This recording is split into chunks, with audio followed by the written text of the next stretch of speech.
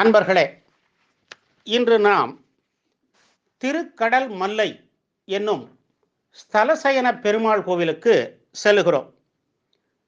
இத்திருக்கோவில் Chennai திருவான்மியூரிலிருந்து 41 kilometre தொலைவில் உள்ள மாமல்லபுரம் பேருந்து நிலையம் அருகில் அமைந்துள்ளது. 108 திவ்ய தேசங்களுள் 63வது திவ்ய தேசம் இது. பாகவத புராணத்தில் புண்டரீக மகரிஷியின் வரலாற்றோடு இந்த தலம் இணைத்து பேசப்படுகிறது. இந்த முனிவர் திருப்பார்க்கடலில் பெருமான் பள்ளி கொண்ட கோலத்தை தாமரை புஷ்பங்களை கொண்டு வழிபட எண்ணி ஒரு கூடை நிறைய பூக்களை பறித்து வைத்து கிழக்கு நோக்கி செல்கையில் கடல் வழியை அடைத்து கொண்டு இருப்பதை பார்த்து பக்தி மேலிட்டால் கடல் நீரை கைகளால் வாரி இறைத்து விடலாம் என இறைக்க ஆரம்பித்தார். அப்போது பெருமாள் ஒரு முதியவராக இவரிடம் வந்து உண்பதற்கு ஆகாரம் கேட்டார். உடனே முனிவர் தமது மலர் கூடையை அவரிடம் கொடுத்து அதை வைத்து கொண்டு இருக்குமாறும் தாம் சென்று ஆகாரம் கொண்டு வருவதாகவும் கூறிவிட்டு சென்றார். அவர் திரும்பி வரும்போது எம்பெருமான் மாமல்ல கடலில் ரிஷியால் கொண்டு வரப்பெற்ற பூக்களை எல்லாம் சூடிக்கொண்டு ஆதிசேஷன் மீது சயனத்திருக்கும் திருக்கோலத்தில் சேவை சாதித்தார். இதை கண்டு ரிஷி பேரானந்தம் கொண்டு பெருமாளின் திருவடிகளில் அமரும் பாக்கியம் தந்தருள வேண்டும் என கேட்க பெருமாளும் அவ்வாறே வரம் தந்தார். இதன்படியே இத்தலத்தில் வெறும் தரையில் எம்பெருமான் சயனத்திருக்க புண்டரீக மகரிஷி கைகூப்பிய வண்ணம் அருகிலே அமர்ந்துள்ளார். சீன யாத்ரிகர் யுவாங் சுவாங் தான் எழுதிய நூலில் மாமல்லையின் எல்லைகளை கூறியுள்ளார். 1000 இதழ் கொண்ட தாமரை மலரால் பூஜித்த முனிவரை புண்டரீக முனிவர் என பெருமாளே பெயர் சூட்டியுள்ளார்.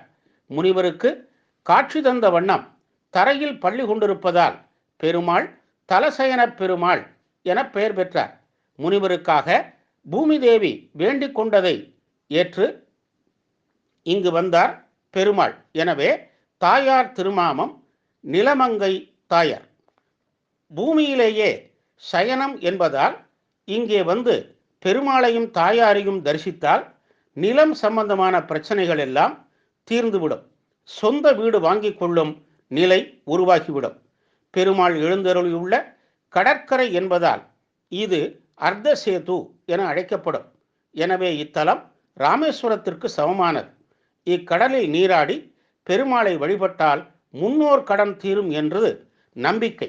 பூதத்தாழ்வார் அவதரித்த தலம் இந்த தலமாகும். இவரும் திருமங்கையாழ்வாரும் பாசுரங்களால் இந்த தலத்தை மங்களாசாசனம் செய்துள்ளார்கள். இத்திருக்கோவில் 14ஆம் நூற்றாண்டில் பிள்ளை லோகாச்சாரியரால் புதுப்பிக்க பெற்று புனரமைக்க பெற்றது. மொட்டை கோபுர வாயிலை கடந்து எம்பெருமான் அருளால் ராஜகோபுரம் எழ வேண்டும் என வேண்டிக் கொண்டு முகமண்டபத்தில் உள்ள கொடிமரம் கருடாழ்வாரை வணங்கி கொண்டு நாம் உள்ளே செல்கிறோம். கருவறையில் கிழக்கு நோக்கிய திருமுக மண்டபத்துடன் 4 திருக்கரங்கள், புன்னகை வதனம், திருவடியில் 1000 இதழ் தாமரையோடு ஆதிசேஷன் இன்றி பூமியிலேயே சயனம் கொண்டிருந்த பெருமாளை இங்கு நாம் தரிசிக்கிறோம். ஆனந்த விமானத்தின் கீழே சேவை சாதிக்கும் பெருமாளை தரிசிக்கும் போது நம் மனம் மகிழ்கிறது. பெருமாளின் திருவடி அருகிலேயே நிற்கிறார் புண்டரீக மகரிஷி. உலகு உய்ய நின்றான் என்பது உற்சவர் திருநாமம். இருபுறமும் ஸ்ரீதேவி பூதேவியரோடு இருக்கிறார். நிலமங்கை தாயார் தனி சன்னதி கொண்டுள்ளார். ஆண்டாள், ஆழ்வார் அதியர், லக்ஷ்மி நரசிம்மர், பூதத்தாழ்வார் அவதரித்த மணிமண்டபம் போன்றவை இந்த ஆலயத்தை அணி செய்கின்றன. கருட நதியும் புண்டரீக புஷ்கரணியும் இங்கு தீர்த்தங்களாகும். தலவிருட்சம் புன்னை மரம். வைகுண்ட ஏகாதேசி, சித்திரை மாத பெருந்திருவிழா, மாசி மகம், பூதத்தாழ்வார் திருநக்ஷத்திரம், புரட்டாசி சனிக்கிழமைகள் இங்கே விழா நாட்களாகும். பெண்களுக்கு மாங்கல்ய பலம் பெருகவும், திருமணப்பேறு கிட்டவும், நிலம் சம்பந்தப்பட்ட பிரச்சனைகள் தீரவும் இங்கு மக்கள் பெருமாளை வேண்டி வழிபடுகிறார்கள். உச்சி காலத்தில் புண்டரீக மகரிஷி தயிர் சாதம் பெருமாளுக்கு கொண்டு வந்ததை நினைவுபடுத்தும் விதமாக இங்கு உச்சிகால பூஜைக்கு பிறகு தரப்படும் தயிர் சாதம் மிகவும் விசேஷமான பிரசாதம் ஆகும். 1/2/2024 அன்று கும்பாபிஷேகம் இங்கு சிறப்பாக நடைபெற்றது. ஆதிசேஷனின்றி அதிசய பெருமாளாய் காட்சி தந்த நம் இன்னல்களை போக்கும் மாமல்லபுரம் ஸ்தலசயன பெருமாளை வழிபட்டு பேரானந்தம் அடைவோமாக. ஓம் நமோ நாராயணாய.